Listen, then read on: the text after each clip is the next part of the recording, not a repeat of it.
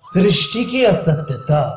श्री वशिष्ठ जी कहते हैं, रघुनंदन, ये जगत मूढ़ पुरुष की दृष्टि में है, इसलिए उसके मन में भी है, परंतु जो विवेकी पुरुष है वे शास्त्र द्वारा निश्चित तथा पूर्वापर से समन्वित अर्थ को ही दिखता है और उसी को ग्रहण करता है। शास्त्र निषिद्ध वस्तु दृष्टिपथ में आ जाए तो भी वह ना तो उसकी ओर देखता है और ना उसे ग्रहण ही करता है।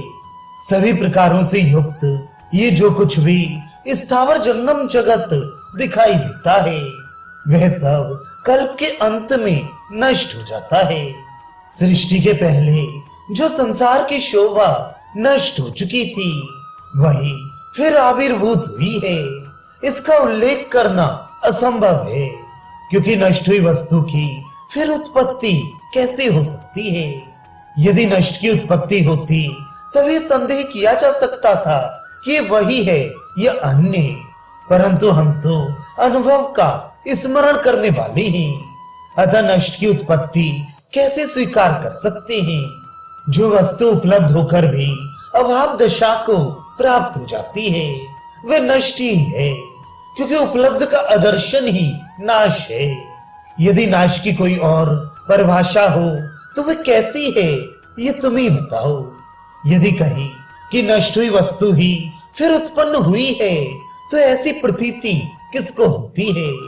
अतः जो वस्तु उत्पन्न है उसका नाश अवश्य होता है और पुनः पुनः दूसरे की ही उत्पत्ति या प्रवृत्ति होती है, यही कहना उचित है।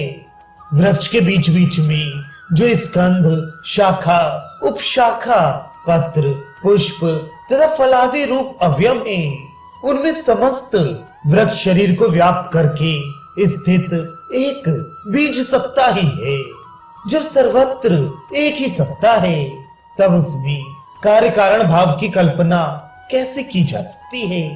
विचार तथा अपने अनुभव रूप प्रमाण से ये सब शांत, अनादि, अनंत और आकाश के समान निर्मल केवल बोध स्वरूप परमात्मा ही है, क्योंकि सब कुछ परमात्मा का ही स्वरूप है। वह परमपद स्वरूप परमात्मा वाणी का अविषय, अव्यक्त, इंद्रियातीत, नाम रूप से रहित सर्वभूत स्वरूप शून्य में है तथा सत्य एवं असत्य भी वही है। वस्तुतः वह न वायु है, न आकाश है, न मन है, न बुद्धि आती है और न शून्य रूप ही है। वे कुछ न होकर भी सर्व स्वरूप है, कोई और ही विलक्षण एवं अनिर्वचनीय परम व्योम चिन्मय आकाश रूप है। उस परम पद में स्थित एवं समस्त कल्पनाओं से मुक्त तत्व ज्ञानी ही उस परमात्म स्वरूप का अनुभव करता है।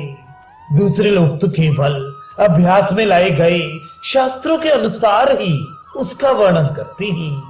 वास्तव में वह परमात्मा न काल है, न मन है, न जीव है, न सत है, न असत है, न देश है, न दिशा है, न इनका मध्य है, न अंत है, न बोध है और न अबोध ही है।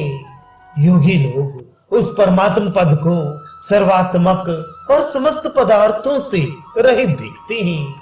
वह आदि पद ज्ञान योगी महात्माओं की दृष्टि में सर्वरूप, सर्वात्मक, सर्वार्थ रहित और सर्वार्थ परिपूर्ण है, जिसका अंतःकरण स्वच्छ है, जो तत्वज्ञ एवं शांत है और परम प्रकाश स्वरूप परमात्मा को प्राप्त है। वही उसके यथार्थ स्वभाव को देख या समझ पाता है। जैसे स्वर्ण पिंड के भीतर आभूषण तथा मुद्रा आदि का समूह कल्पित है, उसी प्रकार यह तुम और मैं इत्यादि के रूप में प्रतीत होने वाला भूत, वर्तमान और भविष्य काल के जगत का भ्रम उस परमात्मा में कल्पना से ही स्थित है, वास्तव में नहीं। पर ब्रह्म रूपी काष्ठ स्तंभ में ये त्रिलोकी रूपणी पुतली यद्यपि खुदी हुई नहीं है तो भी प्रतीत हो रही है, साक्षी रूपी शिल्पी की दृष्टि में समाई हुई है। खंभे में तो खुदी हुई पुतलियां ही दृष्टिगोचर होती हैं, परंतु उस क्षोभ रहित परब्रह्म परमात्मा रूपी महासागर में बिना हुए ही ये सृष्टि की तरंगे दृष्टिगोचर हो रही हैं। नित्य निरतिशय आनंदमय जल से भरे हुए चैतन्य रूपी सरोवर में चिन्मय मेघों की अमृतमय वर्षा के समान ये दृष्टिगत सृष्टियां भासित हो रही हैं। वह परमात्मा विभाग शून्य अखंड एक रस है, तो भी उसमें ये सृष्टि दृष्टियां विभाग पूर्वक स्थित प्रतीत होती हैं। ब्रह्म क्षोभ रहित है, तो भी उसमें ये क्षुभित सी देखी जाती हैं। तथा वह परमात्मा सच्चिदानंद घन है, उसमें इन दृष्टिगत सृष्टियों का कहीं पता नहीं है, तो भी ये उसके भीतर प्रतीत होती हैं।